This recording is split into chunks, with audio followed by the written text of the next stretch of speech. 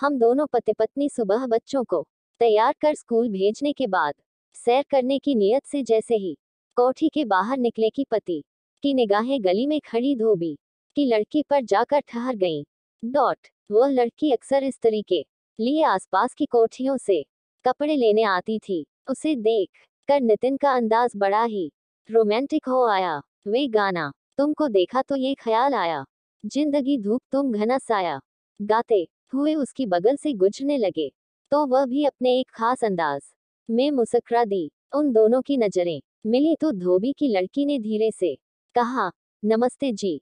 नितिन की बाछी खिल उठी, मानो कोई अप्सरा स्वर्ग से उतरकर उसके सामने खड़ी उसका अभिनंदन कर रही हो। नितिन के कदम कुछ क्षणों के लिए ठहर से गए, बदले में उसने भी मुस्कुराहट के साथ उसका अभिवादन स्वीकार करते हुए पूछा, कैसी हो? वह शौक अंदाज में फिर मुस्कुराई और धीरे से बोली, ठीक हूँ। मुझे ये सब ठीक नहीं लगा तो थोड़ा आगे चलने के बाद मैंने नितिन को टोक दिया, तुम एक फैक्ट्री के मालिक और एक हैसियतदार आदमी हो, तुम्हारा बस नमस्ते कहना ही काफी था। मगर गाना हंसना और ज्यादा मुंह लगाना ठीक नहीं, खासकर इस तरह की लड़कियों को देख। धोबी की लड़की है, इस तरीके लिए घर घर कपड़े मांग रही है और हाथ में 8-10 हजार का मोबाइल लिए है। उसे देखकर कौन कहेगा कि यह धोबी की लड़की है? तुम तो बस किसी के भी पीछे पड़ जाती हो। अरे तुम्हारे जैसी किसी मेम ने पुराना सूट दे दिया होगा और फिर फैशन करना कौन सी बुरी बात है? यह मोबाइल तो अब आम हो गया है।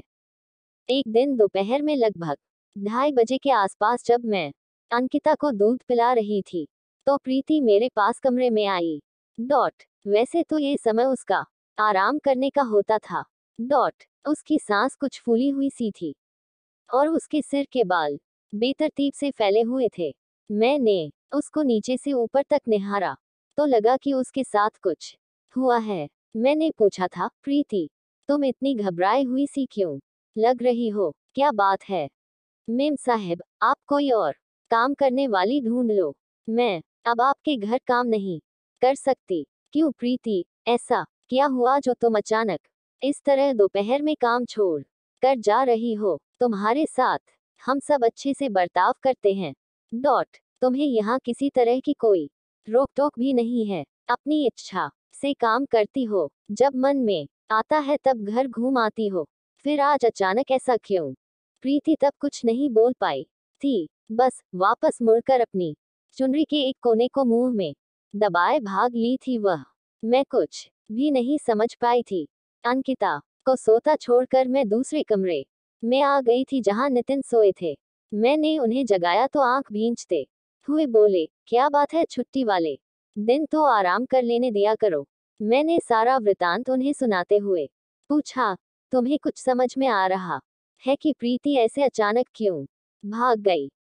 सुबह के समय नितिन की फैक्ट्री जाने से पहले वह आने लगी थी ताकि अंकिता को वह संभाल सके और मैं उनके लिए अच्छे से नाश्ता तैयार कर सकूं।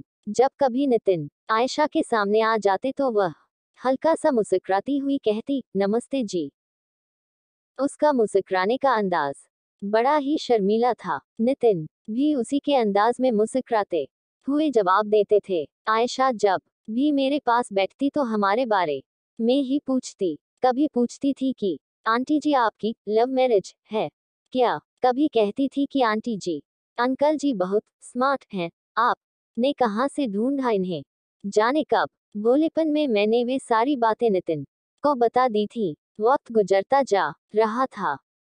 एक दिन रविवार की शाम को मैं रसोई में खाना पका रही थी और नितिन पहली मंजिल पर अपने बेडरूम में टेलीविजन देख रहे थे।